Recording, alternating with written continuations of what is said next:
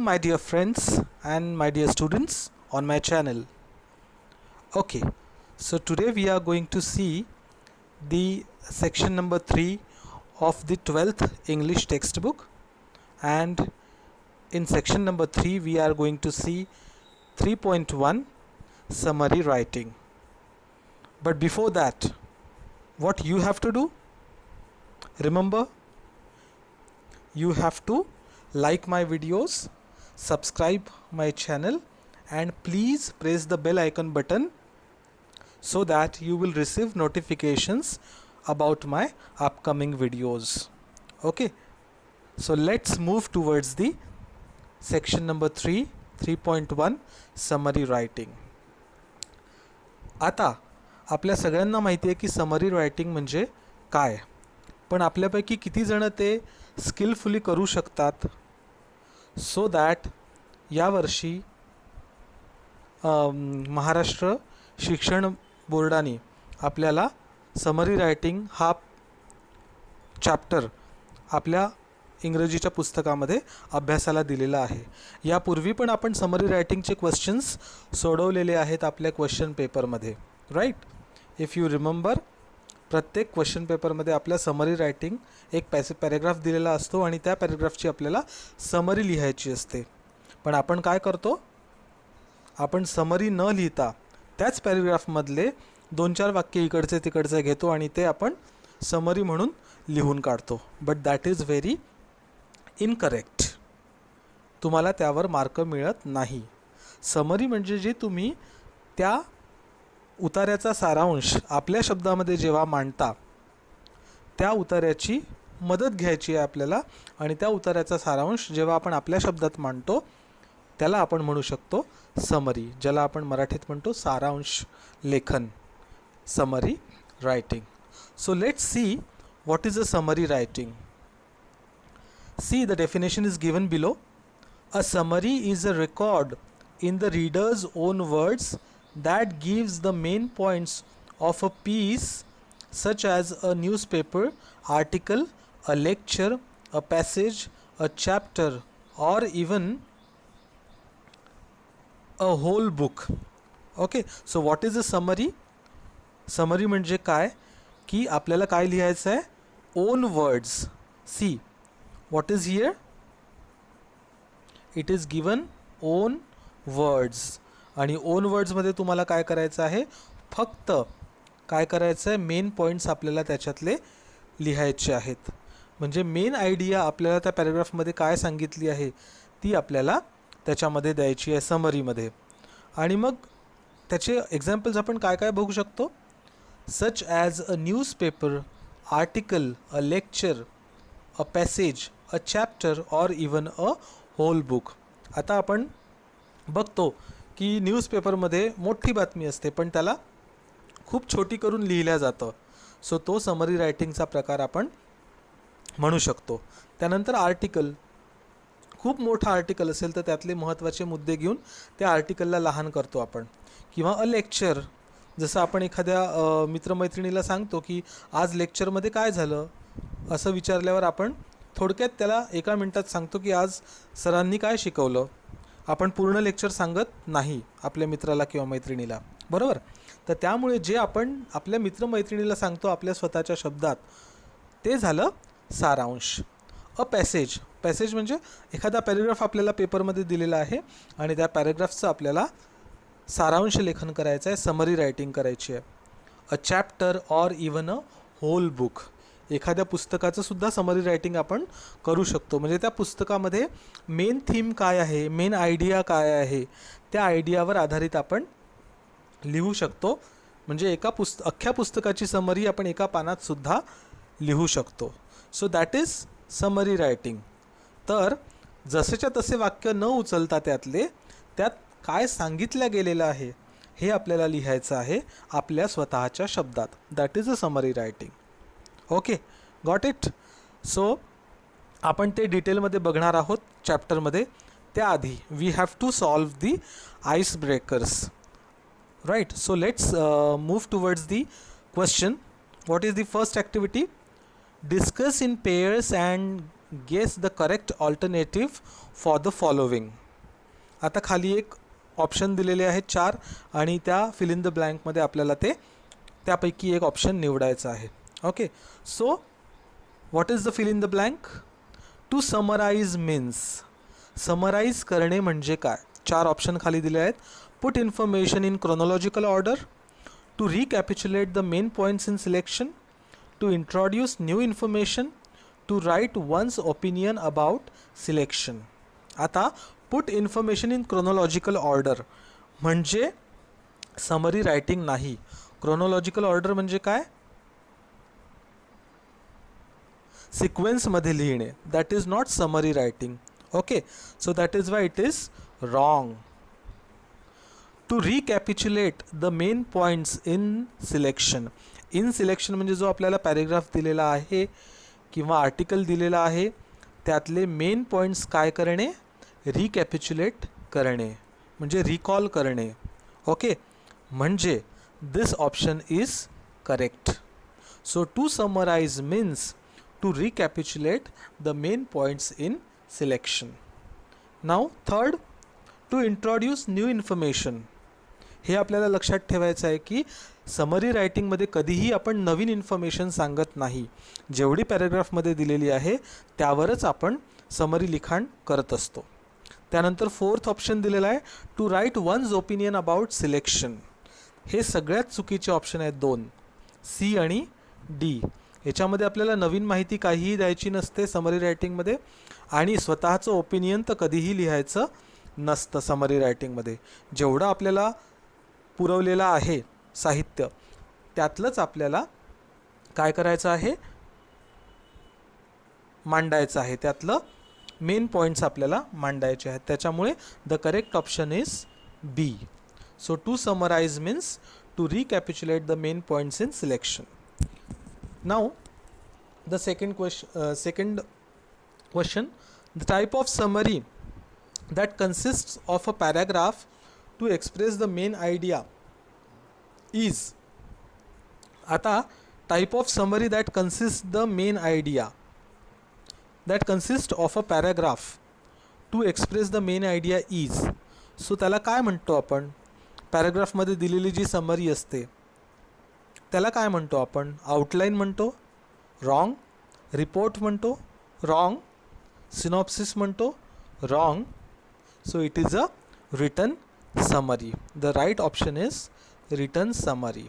Okay, so you have to do these activities in your text book. Okay, I hope you are doing it. Okay, now the third activity. There are various ways of incorporating other writers' works into your own writing. They differ according to the closeness of your writing to the source writing. Match the ways of writing in brief given in column A with their descriptions in column B. Now आपल्याला काय करायचं आहे? Ways of writing म्हणजे लिखाणाच्या पद्धती ए कॉलममध्ये दिलेल्या आहेत. लिखाणाच्या पद्धती ए कॉलममध्ये दिलेल्या आहेत आणि त्याच्या डेफिनिशन्स म्हणू आपण बी कॉलममध्ये दिलेल्या आहेत. सो आपल्याला वेज ऑफ रायटिंगला डिस्क्रिप्शनसोबत मॅच करायचं आहे. So that is match the pairs. Okay, so what is summarising? समरायझिंगची डेफिनिशन काय आहे? तर बघा, E. It includes the main ideas into one's own words. It includes main ideas, main points into one's own words. एखाद्याच्या स्वतःच्या शब्दामध्ये main words लिहिणे, main points लिहिणे, त्याला आपण म्हणतो समरायझिंग. ओके, सो पहिल्याचं आहे ई. आपल्याकडे जागा नाही, आपण इथे लिहूया ई. राईट. नाव second one is paraphrasing. Now what is paraphrasing? C to the F. C. It must be identical to the original and match the documents word by word. That is called as paraphrasing. So दुसऱ्या याचा आहे F. Okay. तिसरं याचं precise writing. What is precise writing? See the option D. It includes taking broader segment of the source and condensing it slightly. That is called as precise writing. So the option is D. Fourth, quoting. Quoting so answer है A.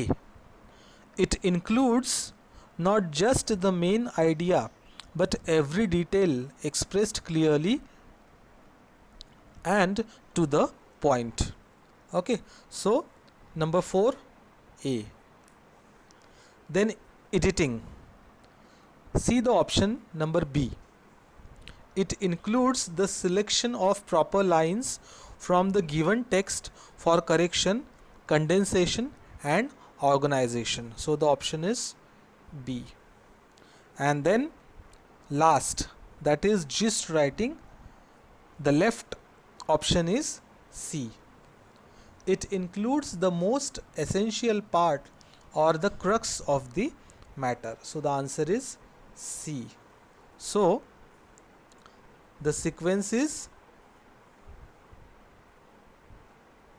E, F, D, A, B and C.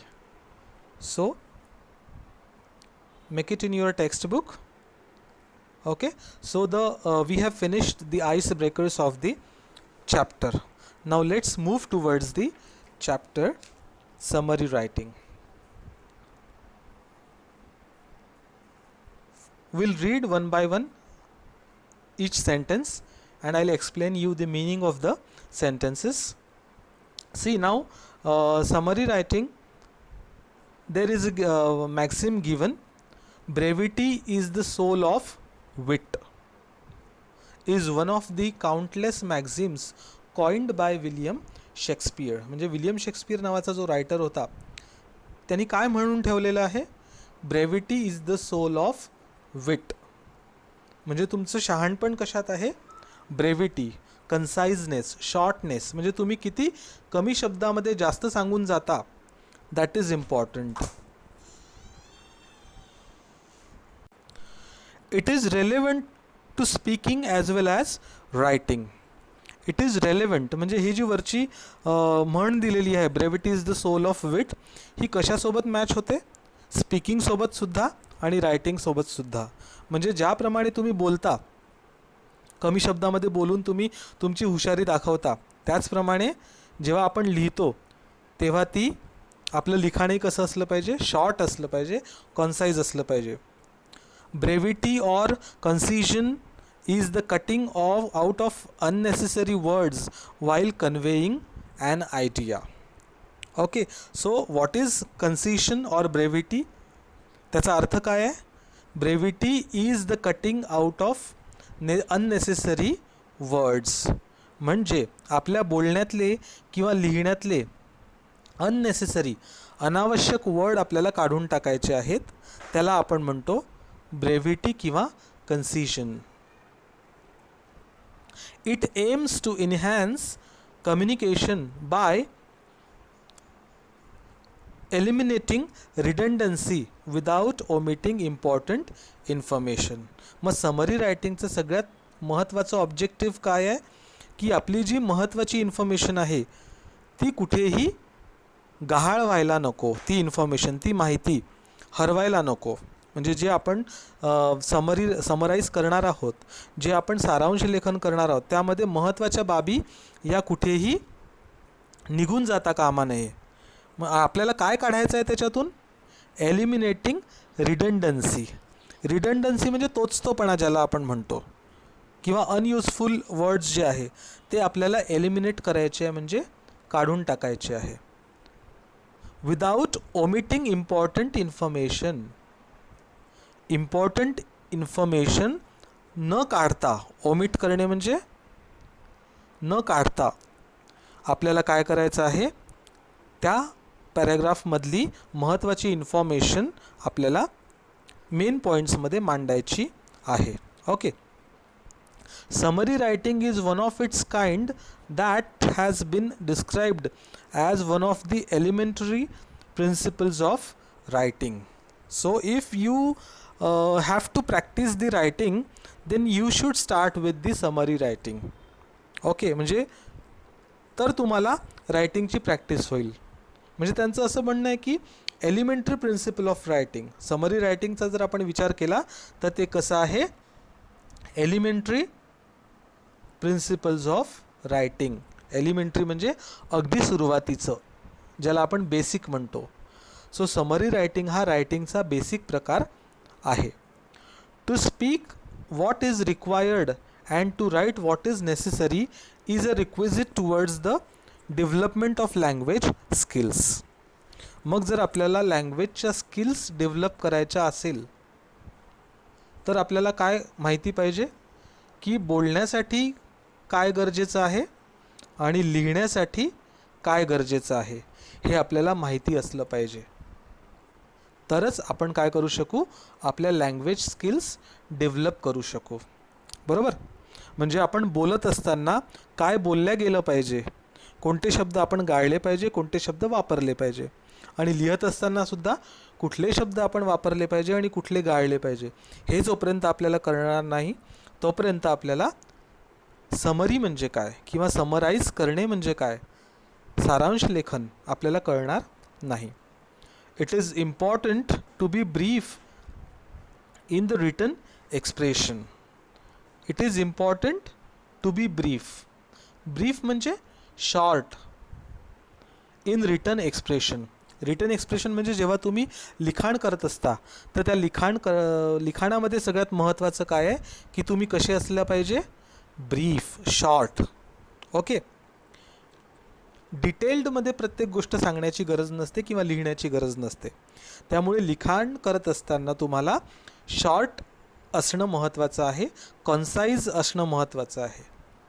To express in brief the main points of a written record is the summary writing skill and that can be developed by practice. जोपर्यंत आपण practice करणार नाही, बघा, if we have to learn English language, we have to make more practice of everything, though it is writing or speaking. तुम्हाला practice करणं आवश्यकच आहे. मग आता तुम्हाला समरी लिहायचं जरी असेल तरी तुम्हाला काय करावं लागेल, प्रॅक्टिस करावी लागेल. Summary writing skill and that can be developed by practice. Summarising has a definite purpose. प्रत्येक गोष्टीला एक ऑब्जेक्टिव्ह असतो, एक उद्देश असतो. मग तसं सारांश लेखनाचा उद्देश काय आहे? The purpose of a summary writing is to give the reader a clear objective picture of the original text. मग काय आहे समरी रायटिंगचा पर्पज, उद्देश? की जो वाचक आहे त्या वाचकाला काय द्यायचं आहे आपल्याला, clear and objective picture of the original text. म्हणजे त्या पॅरेग्राफमध्ये काय सांगितलं आहे हे त्याला आपण लिहिलेल्या पॅरेग्राफमधनं कळायला पाहिजे क्लिअरली, कुठलाही अडथळा न जाता. सपोज आपण पिक्चर बघायला जातो आणि पिक्चर बघितल्यानंतर आपण घरी येतो आणि पिक्चर आपल्याला विचारतात मित्रमैत्रिणी किंवा भाऊ बहीण, कसा होता पिक्चर? मग आपण 2 मिनटात त्या पिक्चरची स्टोरी सांगतो आणि मग ती स्टोरी सांगितल्यानंतर पुढच्या माणसाला प्रश्न विचारायची गरजच पडत नाही की तो पिक्चर कसा आहे. बरोबर. मग त्याला का गरज पडली नाही प्रश्न विचारण्याची? कारण तुम्ही सांगितलेलं त्याला सगळं कळलं आहे तो पिक्चर कसा आहे. मग त्याचप्रमाणे जेव्हा आपण समरी रायटिंग करतो तर समरी रायटिंगमध्ये आपल्याला इतकं क्लिअर असलं पाहिजे की पुढच्याला आपल्या लिहिण्यातून सगळं समजायला हवं. Okay, got it. सो हा पर्पज आहे आपल्या समरी रायटिंगचा. Most importantly the summary restates only the main points of a text or a lecture without giving examples or details such as dates, numbers or statistics. म्हणजे summary रायटिंगमध्ये आपण ह्या सगळ्या गोष्टी देत नाही. कोणत्या गोष्टी? डेट, तारीख, नंबर्स म्हणजे आकडे, आणि स्टॅटिस्टिक्स म्हणजे आकडेवारी. सो या सगळ्या गोष्टी आपण समरी रायटिंगमध्ये देत नाही, म्हणजे जास्त डिटेल्डमध्ये आपण समरी लिहत नाही. ओके, म्हणून म्हटलं आहे की the summary restates only the main points. Restates म्हणजे पुन्हा सांगणे. मग आपली समरी काय सांगते? पुन्हा फक्त मेन पॉईंट्स सांगते त्या पॅरेग्राफमधले, बरोबर. ती कुठलेही डिटेल देत नाही. Okay, fine. So I hope you have understood up to this. So we'll move towards the do's of summary writing. What is now do's of summary writing? Means summary writing करत असताना आपल्याला कुठल्या गोष्टी follow केल्या पाहिजे. Okay, so this is an entire list of do's of summary writing. Now we will see one by one the do's. The first one is read and reread the passage. Read and reread म्हणजे पुन्हा पुन्हा आपल्याला वाचायचा आहे. ज्या पॅरेग्राफची आपल्याला summary करायची आहे तो पॅरेग्राफ आपल्याला पुन्हा पुन्हा वाचायचा आहे. Next, understand. That is the most important do's. का बरं? कारण जोपर्यंत आपल्याला अंडरस्टँड होणार नाही तोपर्यंत आपण त्याचं सारांश लेखन करू शकणार नाही. Got it? Third one is read the instructions. आता इन्स्ट्रक्शन्स म्हणजे सूचना कोणत्या? आता इथे सूचना म्हणजे काय? तर त्या पॅरेग्राफमध्ये जर काही तुम्हाला दिलेलं असेल की काय महत्त्वाचं आहे ते जर सांगितलं गेलं असेल, so that is called as instructions. त्या तुम्हाला फॉलो करायला पाहिजे. पॅरेग्राफमधले इन्स्ट्रक्शन्स काय आहे हे तुम्हाला कळायला हवं. Find exactly what you need to summarise. Find exactly म्हणजे त्या पॅरेग्राफमधनं मोजकं तुम्हाला उचलायचं आहे आणि त्याला तुम्हाला समराईज करायचं आहे. कुठलेही अनावश्यक त्यातले वाक्य आपल्याला घ्यायचे नाही. Identify the main idea through the process of asking questions. मग आता मेन आयडिया कशी आयडेंटिफाय करायची त्या पॅरेग्राफमधली? तर त्याची प्रोसेस काय आहे? Asking questions. म्हणजे त्या पॅरेग्राफला आपल्याला क्वेश्चन विचारायचे आहेत आणि क्वेश्चन विचारल्यावर आपल्याला कळेल की कोणतं वाक्य महत्त्वाचं आहे, बरोबर. त्याच्यामुळे जर त्या पॅरेग्राफमधली मेन आयडिया फाइंड आउट करायची असेल तर आपल्याला क्वेश्चन्स विचारावे लागतील पॅरेग्राफला. Okay, so this is done. Form short sentences on your own. So form म्हणजे तयार करणे. आता तुम्हाला काय छोटे छोटे वाक्य बनवायचे आहेत समरी रायटिंग करताना. कुठेही शब्दांचा अतिशय जास्त वापर करायचा नाही आहे, जेणेकरून वाचणाऱ्याला ते वाक्य पटापट समजायला पाहिजेत. Connect the sentences using linkers. आता लिंकर्स म्हणजे काय? लाईक ज्याला आपण कनेक्टर्स म्हणतो. Suppose as, right, like, then as soon as, बरोबर. सो हे जे सगळे कनेक्टर्स आहेत त्याला आपण म्हणतो लिंकर्स. सो हे वाक्याच्या मध्ये मध्ये जर आपण वापरले तर ते वाक्य लांबलचकही वाटणार नाही आणि समजायला आपण सोपं जातं. Remove redundant words. Redundant means useless किंवा अनयूजफुल वर्ड्स हे आपल्याला वापरायचे नाही. आणि सेंटेन्सेस पण, रिडंडंट वर्ड्स आणि सेंटेन्सेस दोन्ही आपल्याला वापरायचे नाही आहेत. ओके, सो ते आपल्याला मेन सेंटेन्समधनं काढून टाकायचे. की सेंटेन्स म्हणजे मेन सेंटेन्स. सो ते जे अनावश्यक शब्द किंवा वाक्य आहे ते आपल्याला मेन वाक्यातून काढून टाकायचे आहेत. Omit details. मग जसं आपण वर बघितलं होतं की डिटेल्स जसं तारखा किंवा नंबर्स, आकडेवारी हे आपल्याला द्यायचं नाही आहे. सो हे डिटेल्स आपण काय करायचे? टाळायचे. हे डिटेल्स द्यायचे नाहीत. Avoid your on interpretation. आता हे सगळ्यात महत्त्वाचं आहे. इंटरप्रिटेशन म्हणजे तुमचं काय एक्सप्लेनेशन आहे ते आपल्याला द्यायचं नाही आहे. तुम्हाला काय वाटतं, तुमचं ओपिनियन हे द्यायचं नाही आहे. त्या पॅराग्राफमध्ये काय सांगितलं आहे ऑथरनी, लेखकाने, ते तुम्हाला लिहायचं आहे. तुमचं स्वतःचं काहीही लिहायचं नाही. So do's of summary writing आपण इथे बघितले आहेत. I hope you have understood. So हे फॉलो करूनच आपण समरी रायटिंग उत्तम प्रकारे लिहू शकू. फाईन. नाव जसं आपण डूज बघितलं, आता पुढे डोंट्स पण आहे.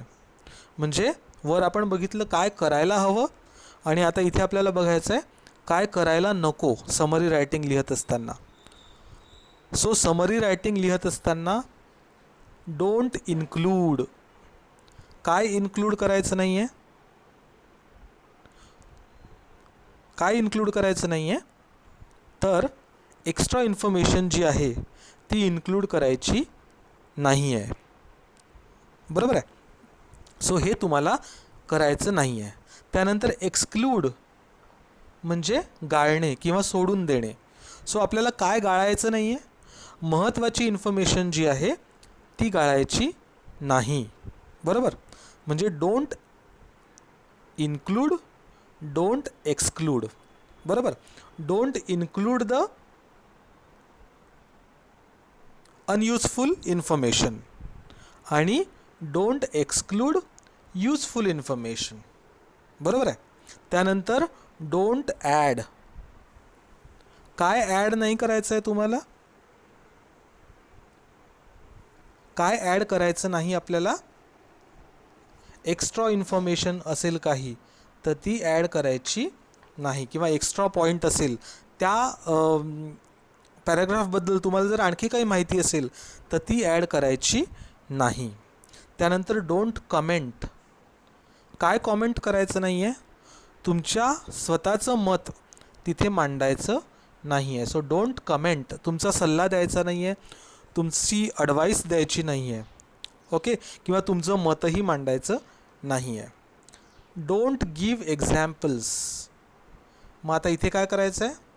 जर त्या पॅराग्राफमध्ये काही इन्फॉर्मेशन आहे जी तुम्हाला माहिती आहे, त्याच्याबद्दल तुम्हाला नॉलेज आहे, पण त्या नॉलेजमधून तुम्हाला स्वतःचे एक्झॅम्पल्स द्यायचे नाही आहे. जसं आपण लिहितो की for example so and so.